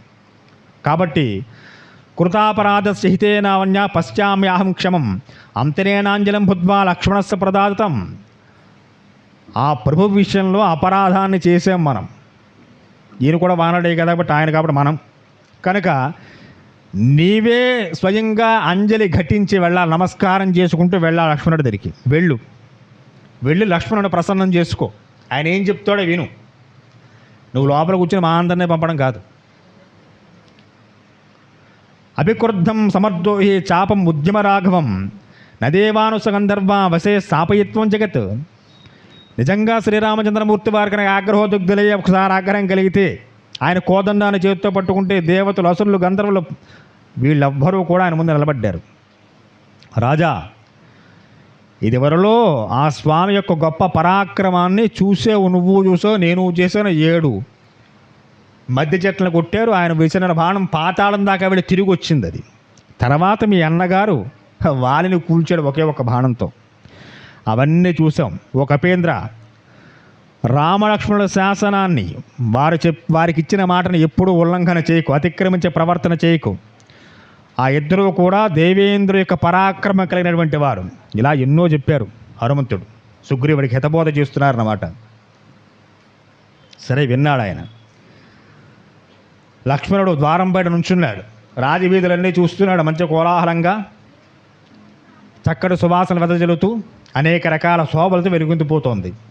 చందనాగురు పద్మానాం గంధే సురభగంధినాం మయూరాం మధూనాం చ సమ్మోది మహాపదం దదర్శాగిరివద్యచ్చ విమలస్తత్ర రాఘవ. ఆ కిష్కిందంతా కూడా కొత్త రాజ్యం, కొత్త ప్రభువు. 4 నెలల కాలం గడిచింది. అందరూ మంచి ఉల్లాసంగా, ఉత్సాహంగా, హాయిగా, చక్కటి అలంకారాలతోటి, కామభోగాలతోటి, చక్కటి సువాసనలు వెదజల్లిన గంధాలతోటి అంతా శోభాయమానంగా ఉన్నదాన్ని చూశాడు. విద్యున్మాలత్య సంపాతే సూర్యత్యక్ష హనుమంత సింహాంకో కళాస్య మహాత్మన. అక్కడ అంగదుడు, మైందుడు, ద్వివుదుడు, గయుడు, గవాక్షుడు, గజుడు, శరభుడు, విద్యున్మాలి, సంపాతి, సురాక్షుడు, హనుమంతుడు, వీరబాహుడు, సుబాహుడు, వీరంతా వాళ్ళు ఉండే ప్రముఖులు అన్నమాట. ఇలాంటి ముఖ్యమైన వారి యొక్క గృహాలన్నీ కూడా చూస్తున్నారు లక్ష్మణస్వామి. అవన్నీ చాలా శోభాయమానంగా ఉన్నాయి. ఈయన మనస్సు ఇంకా కోపానికి గురైపోయింది. ఒక పక్క తీవ్ర దుఃఖంలో కొండ గుహలో వర్షాకాలం 4 నెలల కాలం పాటు ఏమైనా తిన్నామో తినలేదో, పురుగో పుట్టో జంతువో ఏదో వచ్చి వెళ్ళిపోతూ ఉంటుంది కదా. ఎలా ఉంటారంటే కొండ గుహల్లో మనం ఉండమంటే ఉంటామా? మహాప్రభువు సమస్త భూమండలాన్ని కూడా ఏకఛత్రాధిపత్యంగా పరిపాలించగల శ్రేష్ఠుడు, రాజశ్రేష్ఠుడు రామచంద్రమూర్తి వారు. అలాంటి ఆయన 4 నెలల కాలం పాటు ఒక వానరాలు, తమతో సమానమైన రాజులు కాదు, మనుషులు అంతకన్నా కాదు, అటువంటి వారికి మాటిచ్చి వారేదో తిరిగి సహాయం చేస్తారని చెప్పి నమ్మి వీరందరినీ హాయిగా కిష్కింధలో సుఖభోగాలు అనుభవిస్తూ చేసి, ఆయన మాత్రం తమ్ముడితో కలిసి కొండ గుహలో నిరాడంబరంగా 4 మాసాల కాలం గడుపుతుంటే ఇంత భోగాలు అనుభవిస్తున్నారు వీరిక్కడ, నా అన్నగారు అంత బాధపడుతుంటే అని చెప్పి ఒక్కసారి మళ్ళీ ఆయన మనసు ఉద్వేగానికి లోనైంది లక్ష్మణస్వామికి. సతప్తాక్ష ధర్మాత్మ నానాజ సమాత్కులా ప్రవేశ్య మహమ్మద్ దుర్గం దర్శాంతపురం మహత్. ధర్మాత్ముడైన లక్ష్మణుడు పెక్కుమంది ప్రజలతో ఒప్పుతున్నటువంటి 7 కక్షలే ఉన్నటువంటి సుగ్రీవుడు అంతఃపురంలో అడుగుపెట్టి ఆ 7 కక్షలు నెమ్మదిగా దాటుకుంటూ ఆ యొక్క భోగాలు చూసుకుంటూ ముందుకు సాగుతున్నారట. ఆకర్షణీయంగా, అందంగా, అనేక రకాల చిత్రవర్ణాలతోటి, శోభలతో వెలుగొందిపోతోంది సుగ్రీవుడు ఉండేటువంటి ఆ గుహ ఏదైతే ఉందో అంతఃపురం అంతా కూడా. అవన్నీ చూసుకున్నాడు. ముందుకు సాగుతున్నారు ఆయన. సాగి సుగ్రీవుడు ఉండేటువంటి కక్షకి కాస్త కొంత దూరంలో నిలబడ్డాడు, లోపలికి వెళ్ళాలి, అంతఃపురంలో ప్రవేశం చేయలేదు ఆయన. ఆ వచ్చిన వాడు సామాన్యుడు కాదు, శత్రు సంహార దక్షుడు. లోపల ఇంకా సంభాషణ జరుగుతున్న సుగ్రీవుడితో హనుమంతుడు, అంగదుడు, ప్రముఖులందరూ మాట్లాడుతున్నారు. ఇవన్నీ చూసుకుంటూ చాలా క్రోధంతో ముందు కదులుతున్న లక్ష్మణస్వామి. అలా వచ్చినట్టు సుగ్రీవుడు అంతఃపురం దగ్గరగా వచ్చి నుంచున్నాడు. ఈలోగా సుగ్రీవుడు తారని పిలిచి అన్నారట. తార సమయానుకూలంగా ఎవరికి ఏ విధంగా మాట్లాడాలో మనం చాలాసార్లు చెప్పుకున్నాం. దాని గురించి కూడా, అమ్మవారి గురించి, తార గురించి, వారి భార్య. ఆ తారని పిలిచి సుగ్రీవుడు చెబుతున్నట్టు, అంత ఆగ్రహంగా ఉన్నటువంటి లక్ష్మణుడి దగ్గరికి తాను వెళ్ళడానికి మనస్సు అంగీకరించక, వెళ్ళి నుంచుని ఉండలేక తారని పిలిచి చెప్పారట, తారా నువ్వు వెళ్ళు, ముందు లక్ష్మణుడి యొక్క కోపానికి కారణం కనుక్కుని కాసేపు ఆయనతో సంభాషణ చేసి ఆయన పూర్తిగా శాంతించిన తర్వాత వచ్చి నాకు చెప్పు, అప్పుడు వచ్చి కలుస్తా అన్నట్ట. అంటే అంత భయపడుతున్నాడు సుగ్రీవుడు. వాలి చెప్పాడు, తను చనిపోతూ సుగ్రీవుడితో, తార ఏదైనా చేయమంటే చెయ్యి, చేయొద్దంటే మాని, ఎలాంటి క్లిష్ట పరిస్థితుల్లో అయినా తార సలహా తీసుకోమని చెప్పాడు ఆయన. కాబట్టి అటువంటి తారను ఉపయోగిస్తున్నాడు. ఇప్పుడు తార బయలుదేరి వెళ్ళింది, నుంచుంది. ఆమె ఎలా వెళ్ళింది? తడబడుతున్న అడుగులతోటి. అప్పటిదాకా మధు శుభ్రంగా తేనె తాగి ఉన్నారేమో, తార అడుగులు తడబడుతున్నాయట. అలా తడబడుతున్న అడుగులతోటి తన పైన ఆభరణాలు సరి చేసుకుంటూ వెళ్ళి నుంచుందట. ఆ వచ్చిన తారను చూస్తూ తలదించుకుని నుంచున్నారు స్వామి లక్ష్మణుడు. అలాంటి స్త్రీలను చూడండి ఆయన తలదించుకు మాట్లాడుతున్నారు. తార లక్ష్మణుడు చూస్తూ మాట్లాడుతుంది. కిం కోపమూలం మనుంజేంద్రపుత్ర కస్తేన సంతిష్ఠిత వాక్నదేశే కిం శుష్కవృక్షం సమానంతం దవాగ్నమాసేద నిర్విశంసః. ఓ రాకుమారా, నీ కోపానికి కారణం ఏమిటయ్యా? అరణ్యంలో ఎండుటాకులతో ఎండు కొమ్మలతో ఉన్నటువంటి అరణ్యంలో దాని చుట్టూ అగ్ని రగిల్చుకుని ఆ మధ్యలో నుంచుండే మూర్ఖుడి కన్నా మూర్ఖుడు తప్ప నీకు ఇలాంటి కోపాన్ని కలిగించిన వాడు ఎవ్వడు? ఎంత మూర్ఖుడు అంటే వాడు, ఎండిపోయిన అరణ్యం, దాని చుట్టూ నిప్పు అంటే అందులో కూర్చుంటాడు వాడు. అంటే వాడిని ఏమనాలి? ఇంకా అంత మూర్ఖుడు, అలాంటి వాడు తప్ప నీకింత కోపం కలిగించిన వాడు అవడయా? అలాంటి వాడైతే ఇంత కోపం తెప్పిస్తాడు. ఈ కోపానికి కారణం ఏమిటి అని చెప్పి సునాయాసంగా చిన్న చిన్న మాటల్లో ప్రారంభం చేస్తాం. లక్ష్మణుడు మాట్లాడుతున్నట్ట. కిమియం కామవృత్తేస్తే లుప్త ధర్మార్థ సంగ్రహ భర్త భతృహుతే యుక్తే నచైవం అపబుద్ధ్యతే. ఓ తారా, నీ ప్రభువు ఇప్పుడు సుగ్రీవుడు సుఖభాగాల్లో మునిగి ధర్మార్థాలను పాటించడం లేదు. ఈ విషయాన్ని నీవు కూడా గమనిస్తూనే ఉంటావు, ఇంతకాలం ఇక్కడ ఉన్నావు కాబట్టి. మధుపానాలతోటి సుఖభోగాలతోటి అలవాటు పడిపోయి రాజ్యపాలన పూర్తిగా పక్కన పెట్టి మిత్రుడికి ఇచ్చిన మాట కూడా మర్చిపోయి ప్రవర్తన చేస్తున్నాడు సుగ్రీవుడు. ఆ వానరరాజు 4 నెలల కాలం ముగిసిన వెంటనే సీతాన్వేషణకు పూనుకుంటా అని చెప్పి మాట ఇచ్చాడు. ఇప్పుడు ఆ మాట పక్కన పెట్టాడు. వర్షాకాలం వెళ్ళిపోయింది, శరదృతు వచ్చింది. ఓ తారా, కార్యసాధన మార్గాన్ని ఎరిగిన వాడు ఎవడు కూడా ఇంత ఆలస్యం చేయడు. కార్యసాధన ఎలా చేయాలని చూస్తుంటాడు. ఆ మార్గం మర్చిపోయిన వాడు ఇలా చేస్తుంటాడు. కాబట్టి ఇలాంటి పనులు చేస్తున్నటువంటి సుగ్రీవుడు చేసే పని యుక్తమో కాదో నువ్వే చెప్పు. నేను మాట్లాడేందుకు నేను కోపంగా ఉన్నాను అంటున్నావుగా. కోపంలో ఉన్నవాడు ఏం మాట్లాడో తెలియదు కదా. కాబట్టి నేను కోపంలో ఉన్నాను కాబట్టి తారా నువ్వు చెప్పు, ఇది యుక్తమేనా? రాముడికి ఇచ్చిన మాట తప్పి శరదృతు ప్రవేశం చేసినా సీతాన్వేషణకి వెళ్ళకుండా కూర్చోవడం మంచిదంటావా? నువ్వు చెప్పు. ఓ తారా, పూర్తిగా ధర్మసహితమైన మాటలు మాత్రమే మాట్లాడు అని చెప్పాడు. అప్పుడు తార మాట్లాడుతుంటా. నా కోపకాల క్షితిపాల పుత్ర నచాతి కోప స్వజనే విధేయ తుదార్థకామస్ జనస్య తస్య ప్రమాదవర్షి సాధు శోధనం. ఓ రాకుమారా, ఇది కోప్పడవలసిన సమయం కాదయా, శాంతించు. ఎందుకంత ఆగ్రహంతో మాట్లాడతావు? ఏమైపోయింది? సుగ్రీవుడికి మిత్రుడే, నీకు శత్రువేం కాదు. మిత్రుడి దగ్గరికి వచ్చినప్పుడు చాలా శాంతంగా రావాలి. ఒకవేళ నిజంగా మిత్రుడితో పొరపాటు చేస్తే ఆ పొరపాటును సరిదిద్దే ప్రయత్నం చేస్తూ రావాలి తప్ప ఆయన ఏదో చేసేసే ప్రయత్నంతో వస్తే ఎలాగయ్యా లక్ష్మణ? కాబట్టి రాజపుత్ర, మిక్కిలి పరాక్రమశాలి సుగ్రీవుడు. అలాగే రామచంద్రమూర్తి వారు అంతకన్నా పరాక్రమశాలి. ఆయన ఎవరైనా ఎదిరించగలడు. ఆయన అటువంటి గొప్ప పరాక్రమం కలిగినటువంటి శ్రీరామచంద్రమూర్తి వారు తన పరాక్రమంలో సగం కూడా లేని సుగ్రీవుడి మీద ఆగ్రహిస్తే ఏముంటుంది చెప్పండి? బలవంతుడితో పోరాడితే దాన్ని మెచ్చుకుంటుంది లోకం. బలవంతుడు బలహీనుని తొక్కేస్తుంటే లోకం మెచ్చుకుంటుందని ఆయన లక్ష్మణ. మీ వంటి పరాక్రమవంతులు ఒక పశువు, జంతువే కదండి పాపం ఆయన. అటువంటి జంతువు మీద ఇంత ఆగ్రహం కలిగి ఉండడం ఎంతవరకు సమంజసం లక్ష్మణ? ఓ స్వామి,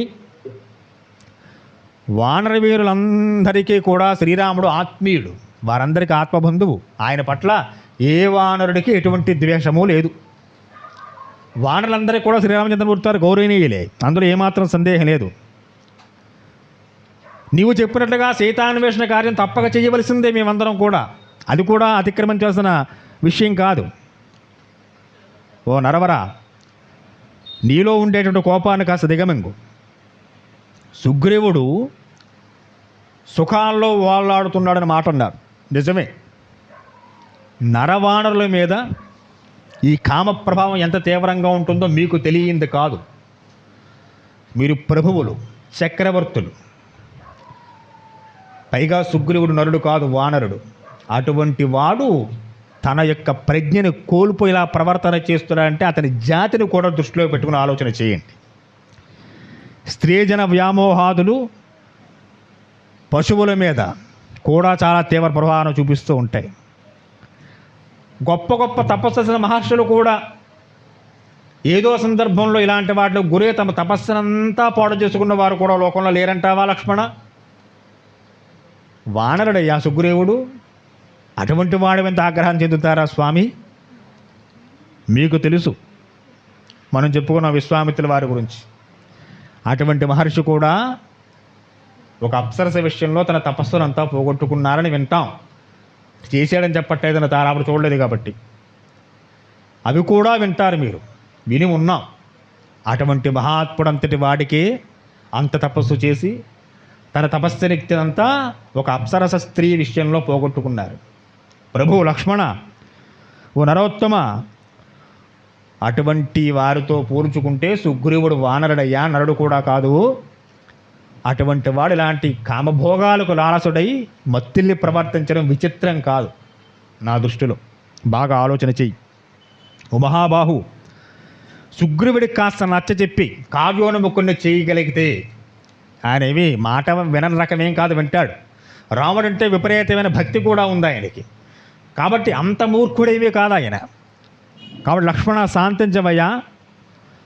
ఎప్పుడు చెబుతూ ఉంటాడు సుగ్రీవుడు, ఎంత కామభోగాల్లో తేలాడుతున్నా రామచంద్రమూర్తి వారు నాకు ఈ భోగం వచ్చింది, ఆయన ప్రసాదం ఇదంతా కూడా అని ఎన్నోసార్లు మాట్లాడాడయ్యా మా దగ్గర. నీకేం తెలుసు, నువ్వు మా అంతఃపురంలో లేవుగా వినడానికి. కాబట్టి స్వామి, ఎందుకంత ఆగ్రహం? శాంతించు. ఆ కళ్ళల్లో ఉండే ఎరుపుదనాన్ని చూసి వానరులందరూ చూడ ఎలా భయపడి పారిపోతున్నారు. ఇంకా ఏ ఉపద్రవం మీద పడుతుందో అని చెప్పి నన్ను చూసి భయపడుతున్నారయ్యా. ఇదే భయాన్ని సుగ్రీవుడు కూడా కలిగించేవనుకో, ఆయన కూడా మీ పట్ల దూరంగా ఉంటాడు. మిత్రుడు ఇప్పుడు సన్నిహితంగా ఉండాలి కదా, అప్పుడు కదా కార్యం సుగమం అవుతుంది. ఇలా భయపడితే ఎవరు సహాయం చేస్తారు చెప్పు? కాబట్టి లక్ష్మణ శాంతించు. ఎస్తు రాజాసుతో ధర్మే మిత్రాణం ఉపకారణం విద్య ప్రతిజ్ఞాం కురుతే నోండు సంసనస్తమ. తారతో మాట్లాడుతున్నారు. తారా, నువ్వు చెప్పినవి చాలా యుక్తాయుక్త విచక్షణంగా మాట్లాడవు, సంతోషం. కానీ ఒక విషయం బాగా గుర్తుపెట్టుకోండి. శతం అశ్వానృతే హంతే సహస్రంతో గవామృత ఆత్మానం స్వజనం హంతే పురుషాకృతే. అశ్వాలు, మేలైన గుర్రాల జాతికి సంబంధించిన గుర్రాల విషయంలో అసత్యాలాడిన వాడికి సహస్రాల కొలది గుర్రాలను చంపిన పాపం కలుగుతుంది. గోవుల విషయంలో అసత్యం వాడిన వాడికి కోట్ల గోవులు చంపితే వచ్చే పాపం కలుగుతుంది. మిత్రుడి విషయంలో కనుక ఇచ్చిన మాట తప్పిన వాడికి తన బంధుజనానంతని చంపిన పాపం వస్తుంది, తల్లిదండ్రులతో సహా. ఇంత ఘోరమైన పాపం వస్తుంది. తారా, మంచి విషయాలు చాలా చక్కగా, కాస్త శాస్త్రజ్ఞానం ఉన్నదానివి కాబట్టి చక్కగా మాట్లాడావు. ఇది దృష్టిలో పెట్టుకో. ఇప్పుడు మిత్రుడు ఇచ్చిన సహాయం చేసే విషయంలో తప్పే ప్రయత్నం చేస్తున్నాడు. సుగ్రీవుడికి వచ్చే పాపం కూడా తెలుసా? తన తల్లిదండ్రులతో సహా తన బంధువులందరినీ చంపిన పాపం రాబోతోంది సుగ్రీవుడికి. హెచ్చరించి ఒకసారి వెళ్ళి నువ్వే. నువ్వు చెబితే వింటాడేమో ఒకవేళ. బ్రహ్మాగ్నే చ స్వరాచే చ చోరే భగ్నవ్రతే తథా నిష్కృతి విహితం సభ్యే కృతజ్ఞే నాస్తి నిష్కృతి. లోకంలో మిత్రద్రోహానికి ఇక ప్రాయశ్చిత్తం అన్నది లేదు. ఇక చాలా ఘోరమైనటువంటి పాపం అది. నీకు కూడా తెలిసే ఉంటుంది తారా. ఆ విషయాన్ని ఒకసారి సుగ్రీవుడు గుర్తు చేయి. కృతం చేనాభినాజేషే రామస్య కృష్ణకర్మణ సదస్వం నిశ్చైర్భాణి హతో ద్రక్షసి వాలినం. శ్రీరామచంద్రమూర్తి వారు ఎంతటి కార్యాలనైనా అవలేలగా సాగించగలడు ఆయన. ఆ స్వామి మీ మేలు కోరి నన్ను పంపించారు. ఆయన రాలేదు, సంతోషించు. ఆయన వస్తే ఎలా ఉన్నాం, నన్ను పంపారు ఆయన. సుగ్రీవుడు చెప్పు. నచ సంకుచితం పంధా ఏన వాలి హతోగత సమయే తిష్ట సుగ్రీవ మా వాలి పదమ్గా. రామచంద్రమూర్తి వారు చెప్పారని చెప్పు. సుగ్రీవుడు కనుక ఇచ్చిన మాట నిలబెట్టుకుని తాను చెయ్యాల్సిన పని చెయ్యకపోతే, మా అన్నగారు చెప్పారు, వారిని పంపిన దారి ఇంకా మూసేయలేదు, అది తెరిచే ఉంది, ఆ మార్గంలోనే సుగ్రీవుడు కూడా వెళతాడని హెచ్చరించు తారా అని చాలా గట్టిగా మాట్లాడారట. ఆ మాటకి తార మనసు చాలా ఆవేదనకు గురింది. లక్ష్మణ శాంతించవా, ఎందుకు అలాంటి మాటలు మాట్లాడతావు? శాంతించు. అసలు మీ నోటి వంటి అటువంటి మాట రాకూడదు. తెలుసు సుగ్రీవుడికి శ్రీరామచంద్రమూర్తి పరాక్రమం ఏమిటో, ఆయన ఏమైనా ఎందుకు చేయగలడో. కేవలం ఏదో సహాయం కోసం వచ్చాడు అంటే ఆయనకి సహాయం చేసి మేము కృతార్థనం కావాలి తప్ప మా సహాయం పొంది రాముడు ఏమి ఒరుగుదేం లేదు. ఆయనకేం వరగదు. ఆయనకి తనంత తానుగా సీతను అన్వేషణ చేయగలడు ఆయన. కానీ మిత్రులకు ఇచ్చిన మాట కోసం, సుగ్రీవుడు చేసే సహాయం కోసం ఎదురు చూస్తున్న మహాత్ముడు రామచంద్రమూర్తి వారు. అటువంటి మహాత్ముడి విషయంలో సుగ్రీవుడు అలా ప్రవర్తన చెయ్యడు. లక్ష్మణ శాంతించవయ్యా, ఎందుకు ఇక్కడే నుంచున్నావు? రా, అంతఃపురంలోకి రా. స్నేహితుడి మందిరంలో రావడానికి ఎటువంటి అడ్డు అదుపులు ఉండవు మిత్రుడికి. రావయ్యా, నేను తీసుకువెళ్తానందట. ఆ విధంగా లక్ష్మణస్వామి వారు సుగ్రీవుడు అంతఃపురంలో ప్రవేశం చేసిన తర్వాత జరిగే సంఘటనలే కూడా వచ్చేవారిని తెలుసుకునే ప్రయత్నం చేద్దాం. స్వస్తి స్వస్తి ప్రియాభ్యాం పరిపాలయంతాం న్యాయేన మార్గేణ మహేమహేతాం గోబ్రాహ్మణేభ్య శుభమస్తు నిత్యం. లోకా సమస్తా సుఖినో భవంతు. స్వస్తి.